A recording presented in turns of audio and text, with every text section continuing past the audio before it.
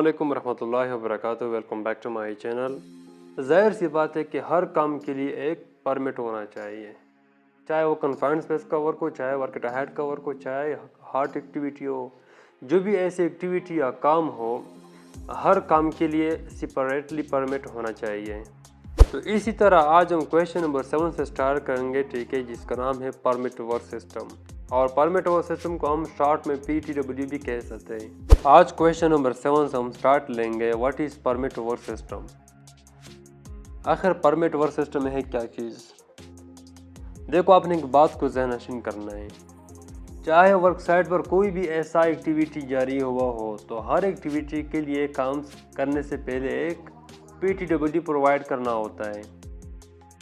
PTW में instruction होता है, काम के रिलेटेड हाजिर को आइडेंटिफाई करने में आपका मदद भी कर सकता है। क्या चीज़? PTW, permit work system. मैं चाहता हूँ कि मैं क्वेश्चन के बाद आपको आंसर दो, what is permit work system. आखिर PTW क्या है? इसका आंसर ये है, it is a written document that authorized a person और group to perform any specific job. ये जो PTW होता है, ठीक है, ये एक लिखा हुआ डॉक्यूमेंट होता है, ये एक रिटन डॉक्यूमेंट होता है जो एक आदमी को या आदमियों के ग्रुप को इजाज़त देता है ताकि वो कोई भी ऐसा स्पेसिफिक काम करें, उसको अच्छी तरीके से आगे हैंडल करें या मुकम्मल करें। कैसे? फॉर एग्ज़ाम्पल, एक साइट पर कंस्ट्रक्शन वर्क जारी हुआ है, ठीक है, तो कंस्ट्रक्शन वर्क करने से पहले जो सेफ्टी ऑफिसर होता है वो PTW परमिट वर्क को प्रोवाइड करना होगा, ठीक है, काम करने से पहले वर्कर्स को। और इसी तरह जो इलेक्ट्रिकल वर्क है, welding work, lifting work, excavation work, painting work और हार्ट वर्क, चाहे वो वेल्डिंग हो, ग्राइंडिंग हो, स्टील कटिंग वर्क हो, हर काम के लिए एक सेपरेटली आपको PTW प्रोवाइड करवाना होगा। वो इसलिए कि PTW में इंस्ट्रक्शन होते हैं वो इसी काम के रिलेटेड, इस काम में आपको कैसे आगे परफॉर्मेंस करना होगा, और इसी तरह इस काम के रिलेटेड जो हाजिर होंगे, जो रिस्क होंगे, जो एक्सीडेंट होंगे, इसको आपने कैसे आइडेंटिफाई करवाना है और आइडेंटिफाई करने के बाद आपको इसकी कंट्रोल मेजरमेंट कैसे करवानी है ताकि कोई भी ऐसा वर्कर्स काम कर रहे हैं वो अच्छी तरीके से प्रोटेक्शन के साथ काम आगे मुकम्मल कर सकें। तो इसलिए PTW जो होता है परमिट वर्क सिस्टम, काम करने से पहले ये इसलिए प्रोवाइड किया जाता है ताकि आगे काम भी अच्छे तरीके से मुकम्मल हो सके। तो PTW के अलावा without PTW permit work system आप काम नहीं कर सकते। किस चीज़ के अलावा? PTW। अगर आपके पास काम करने से पहले कोई भी PTW नहीं है, परमिट वर्क नहीं है, आप आगे काम भी नहीं कर सकते क्योंकि वहाँ पर परमिशन आपको नहीं दे सकता। आज आपको इतना तो पता चला कि PTW क्या है और PTW का इस्तेमाल करना क्यों ज़रूरी है, और इसी तरह PTW काम करने से पहले प्रोवाइड क्यों की जाती है, इसका आखिर मकसद क्या होता है। और इसी तरह मैं क्वेश्चन नंबर 8 भी बता सकता हूँ, what are the type of permit work system. ये जो PTW है परमिट वर्क, इसके आखिर टाइप कितने हैं और टाइप के साथ इसके कलर कितने हैं, और इसकी जो कलर है वो किस चीज़ के लिए इस्तेमाल की जाती है। There are 4 types of permit work system. Permit work जो है इसकी टोटल 4 टाइप्स हैं according to the Saudi Aramco standard. Saudi में एक कंपनी है जिसका नाम है सऊदी अरामको। सऊदी अरामको के मुताबिक उसके स्टैंडर्ड जो है टोटल 4 टाइप्स है of PTW। Type number 1 of PTW, equipment और लैंड ब्रेक परमिट। इक्विपमेंट हम हैंड टूल को भी कह सकते हैं और बड़े बड़े मशीनरीज को भी हम कह सकते हैं जो साइट पर ड्राइव करते हैं, जैसे JCB, एक्सकेवेटर और बल्डोज़र वगैरह, ठीक है। और लैंड ब्रेक परमिट उससे कहते हैं जो ज़मीन में खुदाई करके वहाँ पर इलेक्ट्रिक जो केबल होते हैं, इसी तरह वाटर पाइप वगैरह वहाँ पर रखते हैं, इसी तरह हम इसको लैंड ब्रेक परमिट भी कह सकते हैं। टाइप नंबर 1 जो है PTW का, इक्विपमेंट और लैंड ब्रेक परमिट, इसका आखिर परमिट नंबर क्या होना चाहिए? 9871.3 होना चाहिए, ठीक है। इसी तरह इसका जो कलर होगा वो येलो होगा। येलो इसलिए होगा कि अक्सर आपने तो देखा होगा कि हर मशीनरी जो होती है वो येलो कलर में होती है, और इसी तरह ये सऊदी अरामको स्टैंडर्ड के मुताबिक इसको येलो का कलर भी दिया गया है। मैं इसकी शनाख्त करने के लिए आपको बताना चलूँ कि देखो, अगर आप साइट पर जा चुके हैं, वहाँ पर आपको ऐसा कलर मिल जाए, आपको PTW का एक रिटर्न डॉक्यूमेंट फाइल मिल जाए जिसके ऊपर लिखा गया हो 9873.1। ठीक है, 9873.1 के बाद आपको ये अंदाज़ा लग जाएगा कि ये तो यार इक्विपमेंट और लैंड ब्रेक परमिट का PTW है। ठीक है, PTW पर 9873.1 भी लिखा जाता है और इसके साथ साथ PTW भी लिखा जाता है और इसके साथ साथ इसका कलर भी दिया जाता है ताकि आपकी शनाख्त के लिए ये पॉसिबल हो। इसी तरह नंबर 2 जो PTW का टाइप है वो हार्ड वर्क है। ठीक है, हार्ड वर्क का जो परमिट नंबर होगा 9873.2 होगा और इसका जो कलर होगा वो रेड होगा। PTW का जो थर्ड टाइप है कोल्ड वर्क परमिट है। कोल्ड वर्क परमिट का जो परमिट नंबर होगा 9873.3 होगा और इसका जो कलर होगा वो भी ब्लू होगा। ठीक है, आपको साइट पर कलर से और परमिट नंबर से और इसी तरह से आपको पता चलेगा कि ये तो यार इस चीज़ का परमिट, ये तो इस एक्टिविटी का PTW है, परमिट वर्क है। नंबर 4 टाइप जो है ऑफ PTW का वो है कन्फाइंड स्पेस और एंट्री स्पेस। हम कन्फाइंड स्पेस को एंट्री स्पेस भी कह सकते हैं। ठीक है, तो हम एंट्री वर्क परमिट भी कह सकते हैं। इसका परमिट नंबर क्या होगा 9873.4 होगा और इसका कलर ग्रीन होगा। Question number 9, what is the purpose of permit work system. आपने तो PTW परमिट वर्क सिस्टम का आपने टाइप भी देख लिया, उसका कलर भी आपने देख लिया, इसका परमिट नंबर जो थे वो भी आपने देख लिए। लेकिन यहाँ पर एक सवाल है क्वेश्चन नंबर 9 के परमिट वर्क सिस्टम का जो मकसद है वो क्या है। परमिट वर्क सिस्टम का नंबर 1 मकसद ये है to ensure that the work is ongoing through the safe procedure according to PTW। For example construction site पर एक काम जारी हुआ है, एक एक्टिविटी हो रही है। ठीक है, तो आपने उस एक्टिविटी को हवर से देखना है, आपने इसको यकीन बनाना है कि ये जो काम जारी हुआ है क्या ये सेफ प्रोसीजर के साथ आगे बढ़ रहा है कि नहीं अकॉर्डिंग टू द PTW। मतलब PTW के रिलेटेड आप ये काम कर रहे हैं कि नहीं। इसलिए काम करने के लिए हर काम के लिए PTW प्रोवाइड करना ज़रूरी होता है। जो भी वहाँ पर वर्कर्स काम करेंगे, ठीक है, वो PTW के रिलेटेड काम करेंगे, अकॉर्डिंग टू द PTW के काम करेंगे। नंबर 2 जो मकसद है to find out the potential hazard related the job work and control the prevent hazard. आपने वर्क साइट पर क्या तलाश करना है, ठीक है, हैज़र्ड को आपने आइडेंटिफाई करवाना है। किस चीज़ के रिलेटेड जो वहाँ पर काम किया जा रहा है, इस काम के रिलेटेड आपने वर्क प्लेस पर हैज़र्ड को आपने आइडेंटिफाई करवाना है, उसको आपने फाइंड करवाना है। जो भी काम जारी हुआ हो, ठीक है, इसके रिलेटेड आपने हैज़र्ड तलाश करना है और तलाश करने के बाद इनके ऊपर आपने कंट्रोल मेजरमेंट भी लगवाना है। ठीक है, इसको आपने कंट्रोल करवाना है ताकि वो नुकसान होने से बचाए। नंबर 3 जो इसका मकसद है it helps to reduce the incident ratio at the work place. Work place पर जो नियर मिस होते थे, एक्सीडेंट होते थे, इंसिडेंट होते थे, ठीक है, इंजरी इसी तरह वगैरह होते थे, इन सब में इजाफा करवा लेते हैं। ठीक है, जो इंजरी है, जो एक्सीडेंट है, इसमें आपको मदद करता है कि इसमें इजाफा हो जाए। इजाफा सिर्फ इसलिए न हो जाए कि वो ज़्यादातर वर्क प्लेस पर इसी तरह के वाक़यात पेश हो जाए, नहीं, उसमें कंट्रोल मेजरमेंट करने के बाद उसको इजाफा किया जाता है। पहले वर्क प्लेस पर हैज़र्ड को आइडेंटिफाई करने से पहले बहुत ज़्यादा नियर मिसेस, एक्सीडेंट, इंसिडेंट और इंजरी वगैरह होते थे। ठीक है, फिर आपने PTW को मकसद पे लाया।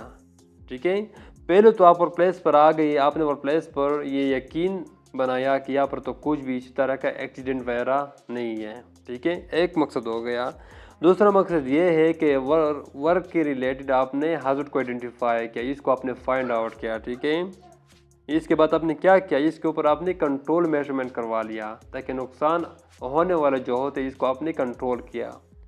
इसका जो थर्ड मकसद था वो ये था कि आपने इसको कंट्रोल मेजरमेंट करने के बाद आपको मदद भी मिल सकता है कि आपने जो काम किया गया है, ठीक है, वर्क प्लेस पर, इसमें आपकी इंसिडेंट रेशो का परफॉर्मेंस भी आगे बढ़ जाता है ताकि वर्क प्लेस पर इसी तरह वाक़यात पेश न हो, एक्सीडेंट वगैरह न हो। क्वेश्चन नंबर 9 के बाद आपने सेफ्टी एनालिसिस भी करवाना है और साथ में आपने डॉक्यूमेंटेशन भी करवानी है। क्वेश्चन नंबर 10 व्हाट इज जैसे क्या है जॉब सेफ्टी एनालिसिस।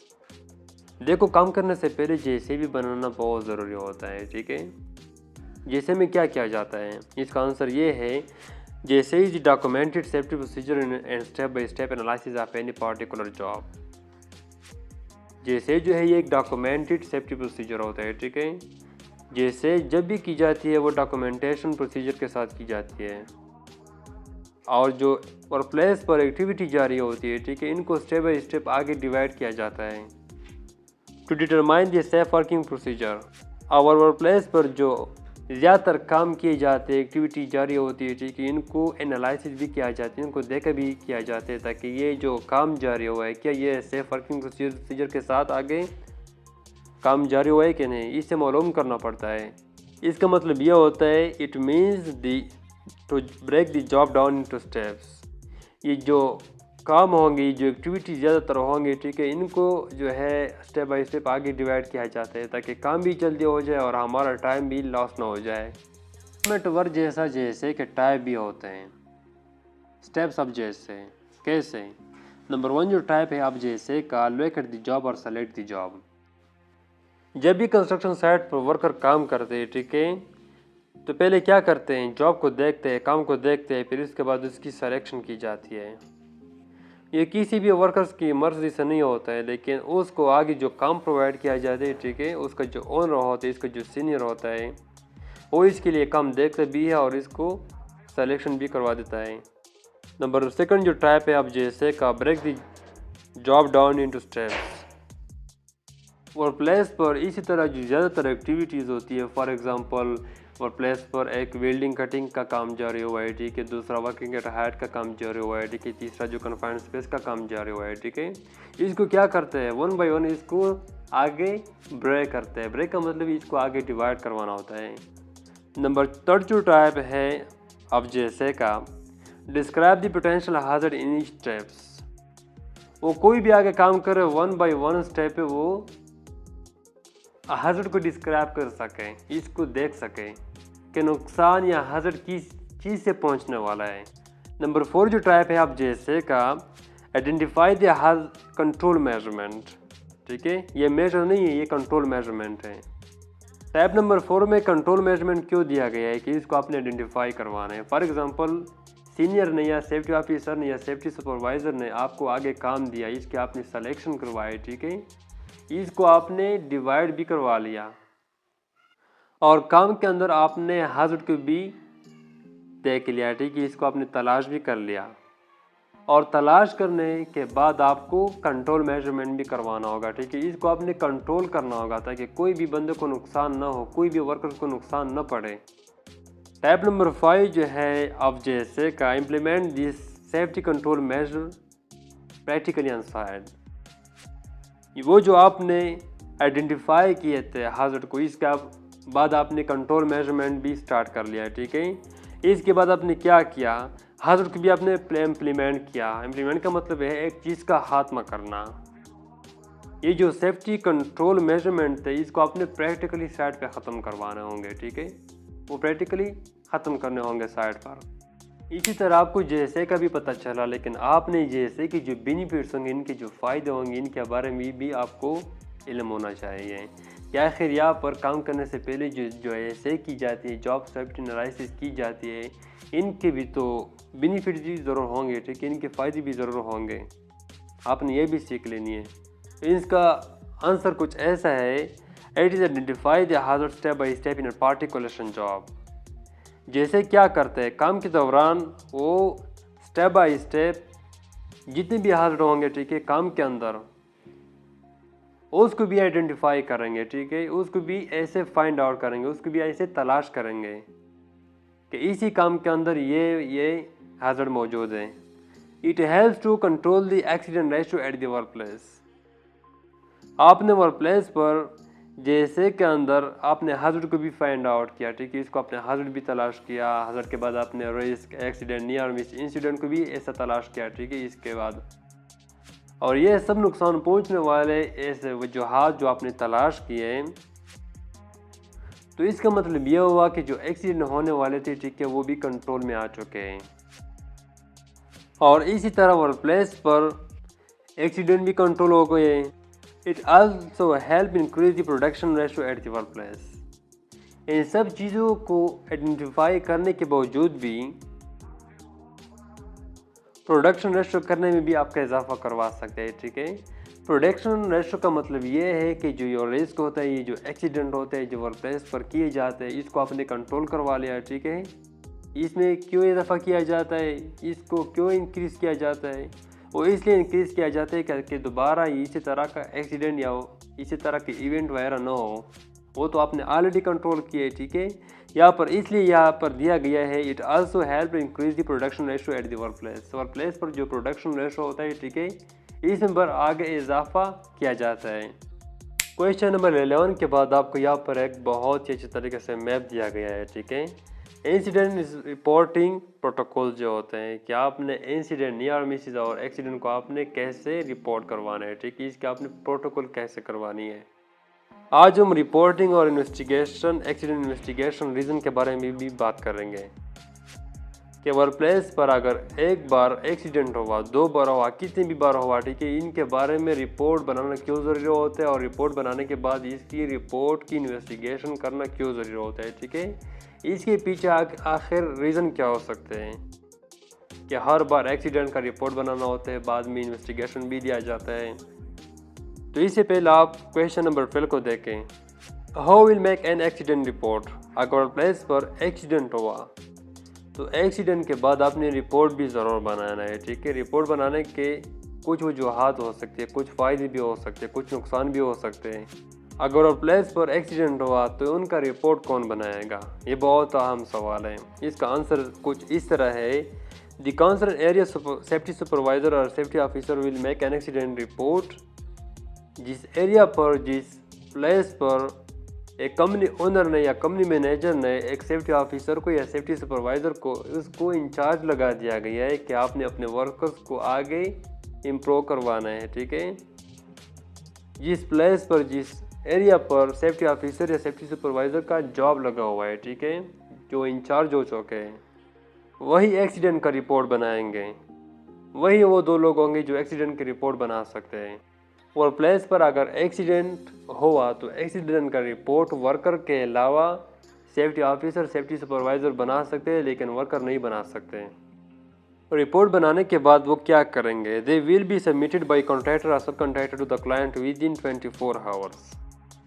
रिपोर्ट बनाने के बाद 24 घंटे के अंदर उस रिपोर्ट को कॉन्ट्रैक्टर और सब कॉन्ट्रैक्टर और क्लाइंट के साथ साइन करवाएंगे, ठीक है, इसके साथ सबमिटिंग करवाएंगे।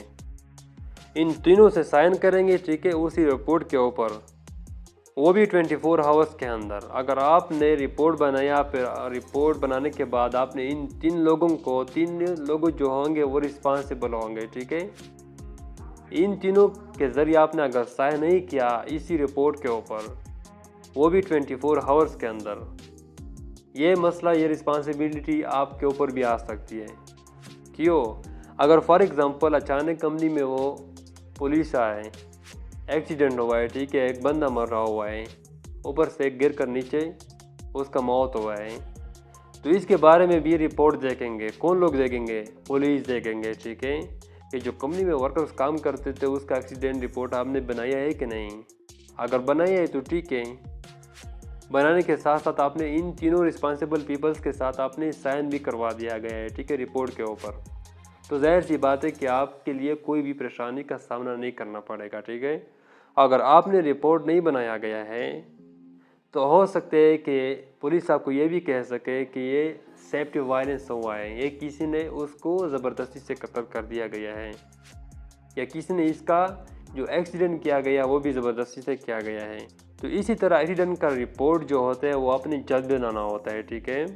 यहाँ पर एक सवाल है, कॉन्ट्रैक्टर, सब कॉन्ट्रैक्टर और क्लाइंट क्या होते हैं। कॉन्ट्रैक्टर एक ठेकेदार को कहते हैं, ठीक है, और सब कॉन्ट्रैक्टर ठेकेदार के नीचे जो होते हैं वो मुंशी को कहते हैं, और जो थर्ड होता है क्लाइंट, एक कंपनी का ओनर होता है। फॉर एग्जांपल मेरी एक कंपनी है, इसको आगे बनाना है, या एक बिल्डिंग बनानी है, या एक इंडस्ट्री बनानी है। मैंने अपना काम किस पे छोड़ दिया? कॉन्ट्रैक्टर को, ठेकेदार को मैंने अपना काम दिया, क्या आगे आप काम को मुकम्मल कर रहे हैं। ठेकेदार ने अपना काम मुकम्मल किया, लेकिन ठेकेदार ने आगे छोड़ा हुआ जो काम होता है उसने मुंशी को दिया, सब कॉन्ट्रैक्टर को दिया कि ये आधा जो काम है आप इससे पूरा कर लें। और अपना काम मुंशी को पूरा करने के बाद सारा प्रोजेक्ट मुकम्मल हो चुका है, ठीक है। फिर बाद में उसी प्रोजेक्ट को किसको हैंड ओवर करवाना होता है? क्लाइंट को, जो कंपनी का ओनर हुआ होता है, उसको देना होगा। एक्सीडेंट रिपोर्ट बनाने के बाद यहाँ पर एक अहम सवाल भी आ सकता है कि एक्सीडेंट तो हो चुका है, ठीक है, इसका रिपोर्ट भी आपने बना दिया गया है, इसको आपने आगे सबमिटेड भी करवा दिया गया है, लेकिन एक्सीडेंट रिपोर्ट के बारे में इन्वेस्टिगेशन भी लिया जाता है। ये एक्सीडेंट क्यों हुआ, एक्सीडेंट होने के पीछे आखिर वजह क्या था, यहाँ पर इन्वेस्टिगेशन बॉक्स में मैं आपको बताऊंगा। Question number 13, how will make an accident investigation report. Accident report बनाने के बाद एक्सीडेंट इन्वेस्टिगेशन कौन लेता है, ठीक है। द कंपनी सेफ्टी मैनेजर और safety manager will make an accident investigation report. जो कंपनी के मैनेजर होता है या तो कंपनी का असिस्टेंट सेफ्टी मैनेजर होता है, वो एक्सीडेंट इन्वेस्टिगेशन का रिपोर्ट बना लेता है। और इसी तरह साथ साथ रिपोर्ट बनाने के बाद, इन्वेस्टिगेशन लेने के बाद, उस इन्वेस्टिगेशन रिपोर्ट को 72 आवर्स में आगे सबमिटेड भी करना होता है, ठीक है। इसी तरह ये भी रिस्पॉन्सिबिलिटी होती है सेफ्टी मैनेजर और असिस्टेंट सेफ्टी मैनेजर का। एक्सीडेंट रिपोर्ट तो सेफ्टी सुपरवाइजर या सेफ्टी ऑफिसर ने बना दिया, इसके बाद रिपोर्ट सेफ्टी बनाने के बाद रिपोर्ट की इन्वेस्टिगेशन भी लिया जाता है, ठीक है। इसका रिपोर्ट भी सेफ्टी मैनेजर और असिस्टेंट सेफ्टी मैनेजर ने बना के आगे 72 आवर्स में सबमिट करवा दिया, ठीक है। किससे? कॉन्ट्रैक्टर और सब कॉन्ट्रैक्टर और क्लाइंट से।